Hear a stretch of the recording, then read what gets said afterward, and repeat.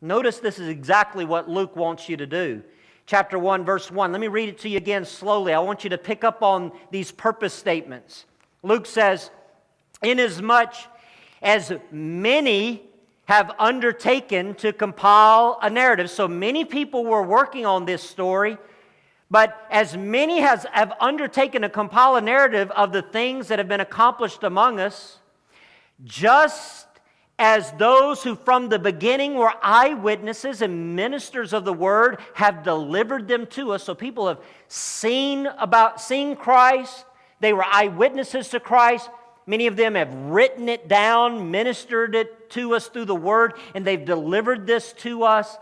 He says, "It seems good to me also, having followed all things closely for some time past, to write an orderly account." That means a logical, put together account, a well put together, logical, orderly account for you, most excellent Theophilus, that, here's the purpose, you may have certainty concerning the things you have been taught.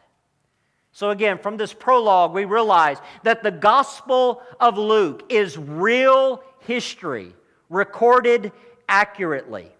It's not an opinion paper. It's not spiritual musing. It's not a tall tale or a legend. What we have before us this morning is sound theology and sound history. Accurate history that is organized, logically, well put together, so that you who are educated, you who know how to study, who know how to research and appreciate things that are put together properly, you can read this account of Jesus and make up your mind. It was written with exactness, thoroughly, accurately. Now, I want you to notice how Luke says he researched this story. Notice in verse 2, he says, "Just as those who from the beginning were eyewitnesses and ministers of the word have delivered them to us." In other words, right off the bat, Luke says, you want to know facts? You're interested in facts? Let me give them to you. I actually went to the primary sources to do my research. I went to eyewitnesses. I went to the people who were actually there. I didn't talk to people who had hearsay. I didn't talk to somebody whose cousin has a cousin who has a cousin that thought they might have saw Jesus. No, I went to eyewitnesses, and that's primary sources. I remember when I was doing some work in Ecuador, in South America some years ago, and there was a moment in time where I was right across the street from the major university there in their capital city, and we were not supposed to go on the campus, but I don't know why, I couldn't help it.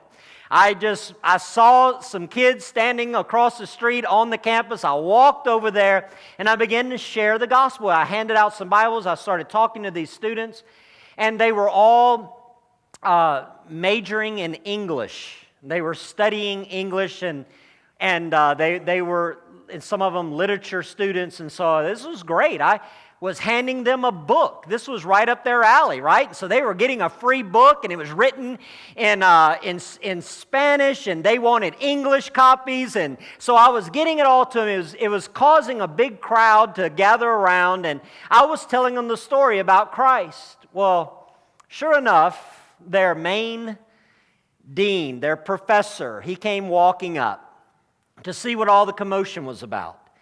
And he began to ask me some questions right in front of the students about the gospel. And again, just putting things together of what his profession was, what he does, what he would appreciate. I remember telling him, "Sir, I want to show you research done by a man who used primary sources." He went straight to the source, and that's where he did his research, and he documented, and he wrote it for you, and I opened it up, and I showed it to him, and his eyes got big, and we just began to have a great conversation, and he actually converted to Christianity right there in front of his students. It was amazing. I want you to know that's the purpose Luke has. If you're here with us today, and You've been to college, you've worked hard, you've learned how to do research, you appreciate scholarship. Notice that Luke used eyewitnesses, and he read everything. Do you notice that? He said, man, people are writing stuff, they're giving it to us, I'm reading it all, everything on the subject. So I can just picture Dr. Luke now, he's out there, and he's doing this work for years. He's interviewing the apostles, like Matthew. He knew Matthew, he knew Peter. Could you imagine interviewing Peter? The apostle Peter, who had spent all those years with Christ and then was being used by Christ mightily and preached on the day of Pentecost. Luke got to talk to this man and write down everything. As you know, Peter was just a fisherman, uneducated. Even though he wrote several letters that we have in the Bible and we believe was interviewed by Mark when Mark wrote his gospel, but Luke, an educated man, sat down and carefully listened to Peter. And so you'd be surprised what all you read about the life and experiences that Jesus had with Peter in the writings of Luke, because Luke was so precise. And then there were others. Think about all the witnesses. There were 120 disciples in the upper room. There were over 500 who saw Jesus after the resurrection, right? All those people need to be talked to. Luke traveled with the Apostle Paul. Got to see everything and hear everything that happened to Paul and interview Paul. In fact, Paul was in prison for a couple of years in Caesarea, and so Luke was in Caesarea, which is right next door to Jerusalem. So there's all those people living right there in that area who had met Jesus. Some had been touched by Jesus. Some had been healed by Jesus. And for 2 years, Luke gets to talk to them. He gets to go into Jerusalem, where the Jerusalem church is meeting in the home of John Mark. And he gets to meet all those disciples. In fact, when you take into consideration all the people that Luke would have talked to and all of the writings that he would have read, because everybody was writing memoirs in those days, and Luke apparently read them all. It's then understandable that when you read Luke, watch this. He says many things in his gospel that Matthew and Mark and John say, but Luke's different. For in Luke's gospel, there are 7 miracles, 19 parables, and 30 events that nobody else mentions.